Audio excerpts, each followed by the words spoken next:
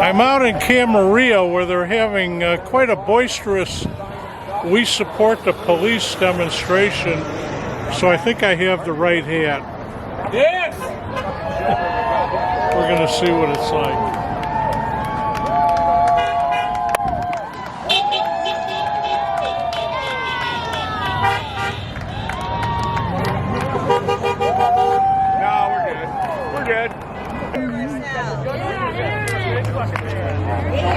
Yep. We got Uzis, handguns.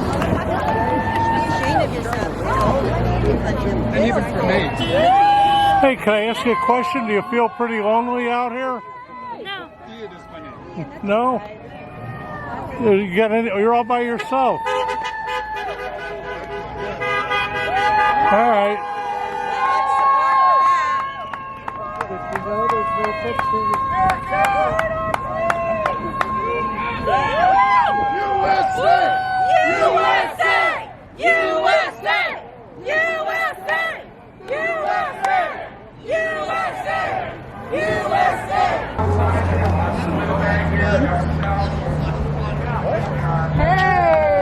Hey, how you doing? Good to see you, my friend. How you doing, bro? What's up, bud? How are you, man? Nice to see you. Oh, back here, so you in the corner.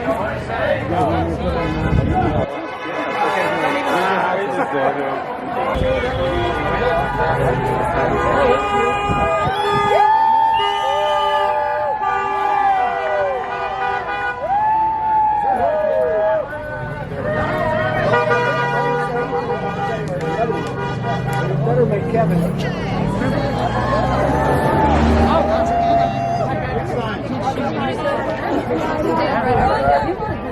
No, we have one. All right, thank you, sir. All righty, Camarillo, here we are. Thank you, Camarillo. We show up, we support our cops in Camarillo. Help yourself there. Thank you, thank you.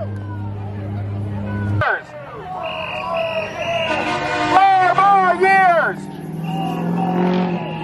4 more years. 4 more years of Donald Trump. What about 8 more years? If we could. USA! 4 more years. Oh, yeah. I'm Patrick. Patrick, I'm Liz. It's nice to meet you. Nice to meet you, too.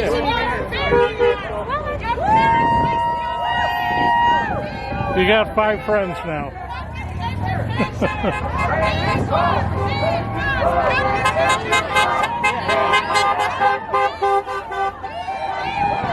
People back here didn't see it. That's why we got the best sign of the day. There it is. We have a winner. Best sign of the day. Folks, some very good people here brought water and Gatorade, so if you're dehydrated, you need something. And to our Americans on the center divider, if you'd like water, we brought water and Gatorade. You don't have to agree with us, but we're happy to share. You want one? Okay. All right, they're here if you want them, thank you. Because we are all Americans, we're just hoping you all figure it out. So you're welcome to hold your American flags and protest and point your fingers. It depends. If you love our flag, vote for Rhonda Kennedy. Is this the table to go to? Right.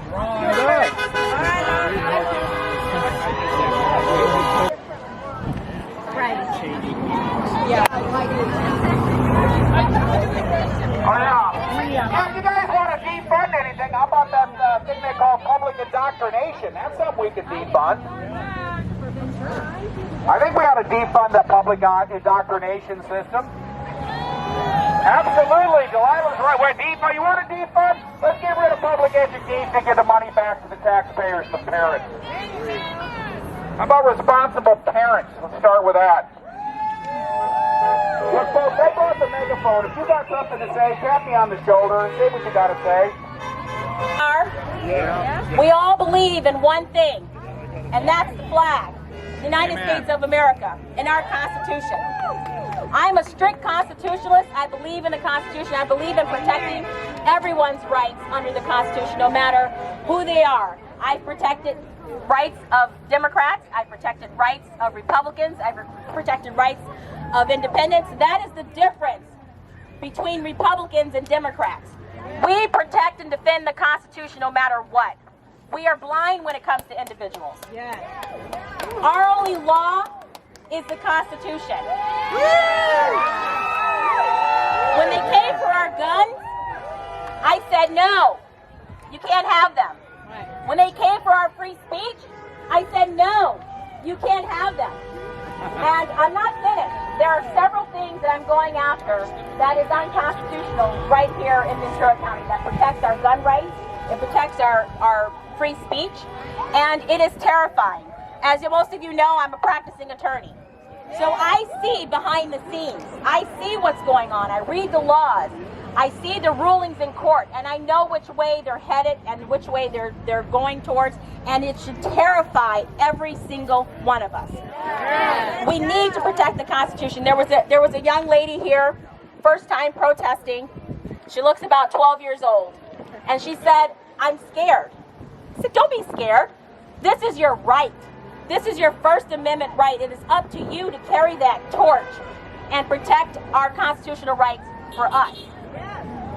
What's happening is the liberal left is trying to erase our history.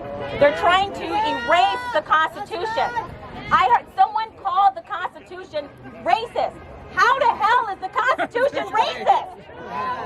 Isn't it the Constitution that protected equal rights? Isn't it the Constitution that ended segregation? Isn't it the Constitution that allowed interracial marriages? It's the Constitution that protects us. How is it racist? But it's a culture that is trying to corrupt the next generation, to disrespect our flag, disrespect the Constitution instead of protecting it. We as parents have to teach and instill in our children the Constitution. My kids, ever since they were little, they knew the Bill of Rights. Sit down with your kids, read the Constitution with them, the Bill of Rights, so that they know when they're in school and the teachers start talking this about their own political beliefs, they can say, "Hey, wait a minute, no. You're violating the rules. I'm going to tell my parents, and you're going to get sued." There you go. That's what you got to do. Right on. But if our kids don't know their rights, how can they tell us what's going on? I can tell you, when my kids were in school, their teacher, the principal, the superintendent, everybody was scared of me.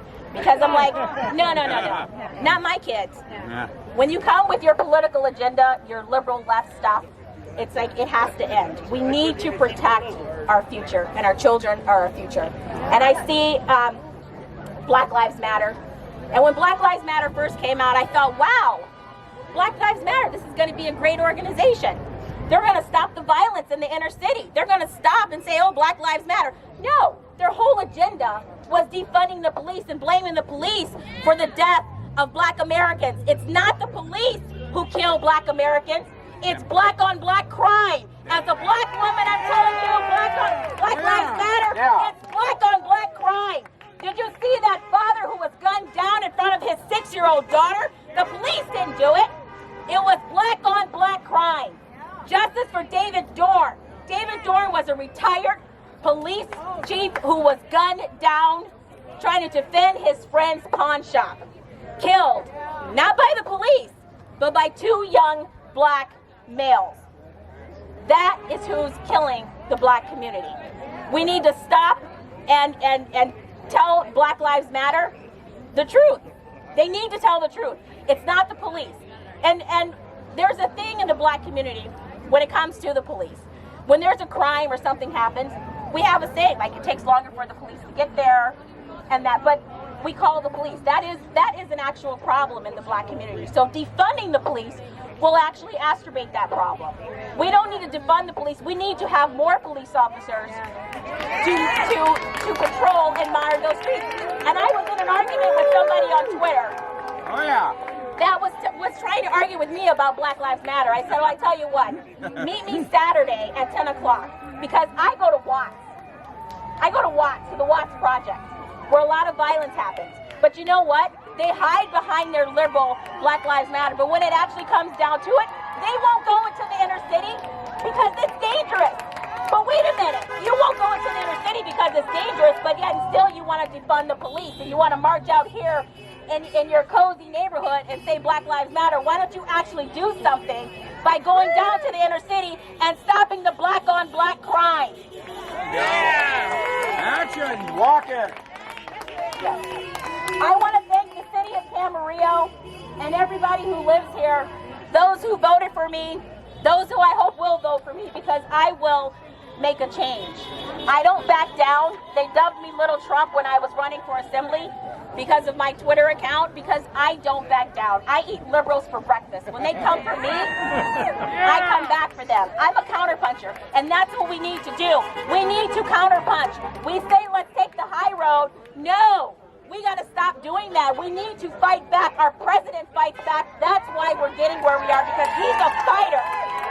He's a fighter. We need to be a fighter. When they come for us, we need to come for them. And that's what I'm going to do. I can't wait to get to Congress so I can take on Nancy Pelosi and her puppet squad. Because Granny don't know what's coming. I mean, Nancy Pelosi, she really needs to just retire. I mean, and all her little puppeteers, including Julia Brownlee, who actually I had a very interesting conversation with her campaign on this, because I've been challenging her for a debate for 60 days, so I decided to call. And when I finally got through to a live person after leaving 3 voicemails, they were like, you have to call her campaign. We don't control her campaign. I called the DNC. I called the California Democrat Party. And I said, well, isn't she an endorsed candidate? I said, why won't she debate? Well, what I want to do is I want to introduce a bill that requires, if you're running for Congress for a federal office, you have to at least do 1 debate. You have to at least do 1 debate. Let your constituents see the difference. You can't be an incumbent and then try and hide behind your incumbency. Come out. Stand behind your record. Answer those hard questions. And that's what Julia Brownlee's doing. That's what Nancy Pelosi does. That's what all the other career politicians do. They hide behind their incumbency and they don't answer to the people. It's we the people. They work for us, not the other way around. Yes. MIA. It's MIA Julia Brownlee missing in action. I guess. Thank you. Well, at least a half a dozen Antifa showed up. They kind of are behaving themselves pretty well, considering they don't have a choice. They better behave or bad things will happen. It will not end well.